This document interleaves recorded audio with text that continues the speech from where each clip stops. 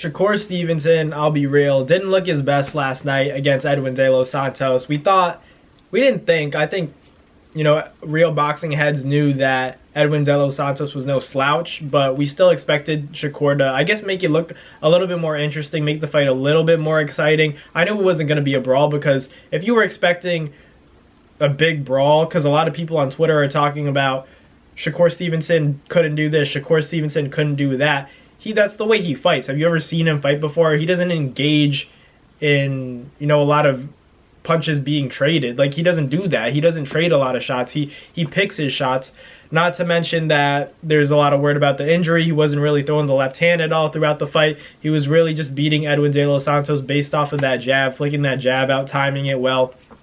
I mean, it wasn't a good performance from Shakur by Shakur's standards, because we're used to seeing Shakur beat guys up, make it look obvious. And I think that Edwin De Los Santos definitely made his presence known. I think that Shakur definitely felt De Los Santos's power early on in the fight and said, I got to chill for a bit, especially if I don't have my left hand. I think it's the same thing with Isaac Cruz and Tank. I think Isaac Cruz might not even be as good as Edwin De Los Santos. So we got to give Shakur Stevenson a little bit more credit, but Tank gets away with that kind of performance because he knocks guys out. And I get that. I understand that aspect of it. I was also surprised to see the arena not look that filled. I'm not saying it was the most interesting fight of Shakur Stevenson's that he's ever had, because that'd be lying. It just wasn't his best fight. It wasn't his best performance. It wasn't very exciting. I usually enjoy Shakur's fights, and I'll be real, it wasn't his best performance. And he said that. He said that himself. He understands that. But I think we still have to give him the credit he deserves. He got the win basically one-handed. So in some cases that's a moral victory, because if he had both hands, it'd probably be a wider fight. But I think that Shakur Stevenson is still that guy. I still think he's very talented. I think that this performance wasn't indicative of his potential, what he could be in the future. I think that he fights like that against Tank, he'd lose. I genuinely believe that. If you put that version of Shakur Stevenson in there with Gervonta Davis, Gervonta takes him out. And that's just based off the power adjustment from coming down from 26 going up to all the way to 35. And he weighed in at 133.8 pounds. So that tells me Shakur Stevenson wouldn't be ready for junior welterweight anytime soon. He shouldn't be at 140 that soon. So if you got a guy like Shakur Stevenson and he's filled out and he's only weighing 133 pounds, plus the 0.8, he's not even breaking 134. That's a lightweight. That's honestly a new lightweight. So he's obviously adjusting to the power, and I think he felt De Los Santos's power, and he had to be smart in there, especially with not being able to throw the left hand.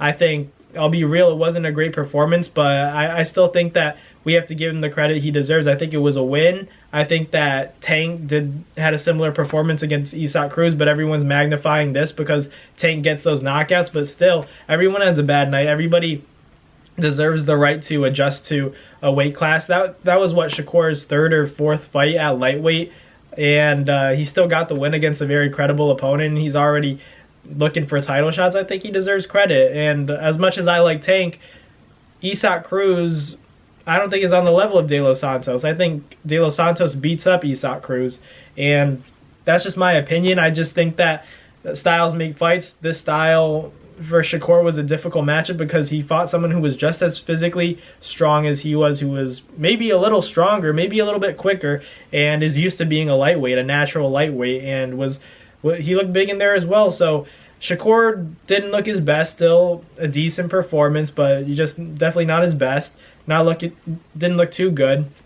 It is what it is. It happens in this sport. You can't expect him to, shine every single time. Obviously, he's a superstar, so you're expecting the best performances, but he had a bad night. So what? He was injured. So he even said a lot of people weren't happy with the fact that Shakur said, no excuses, but I wasn't 100% in there. So that's still an excuse. You know what I mean? I'm just being real. I'm still a fan of Shakur's. I'm not like everybody else saying that, he's not a good fighter. I'm not taking away anything like that. I'm not trying to say anything like that, but let's be real. I don't think that version of Shakur beats Tank, and I think he knows that too, because at that elite level, you need all of the tools to be firing. You need to be 100% in there against a guy like Tank, and I think that Shakur was probably 65-70% of his maximum potential, and I think he knows that against a guy like Tank, he can't afford to not be able to use that left hand because Tank's going to be there.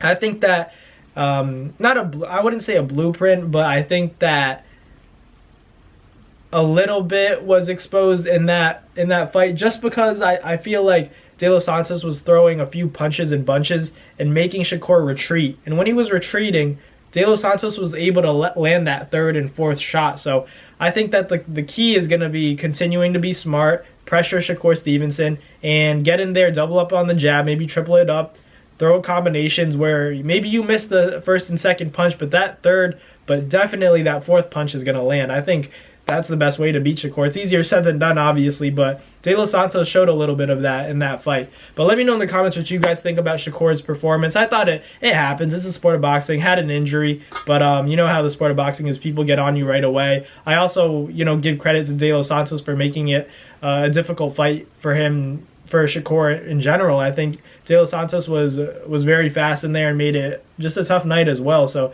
it was a combination of things that made it tough for Shakur. But I think he'll be back.